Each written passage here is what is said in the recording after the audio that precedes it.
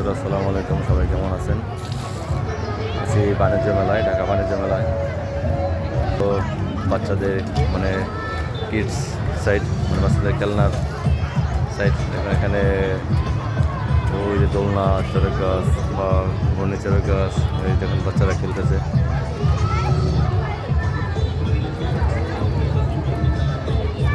বেলুনের ভিতরে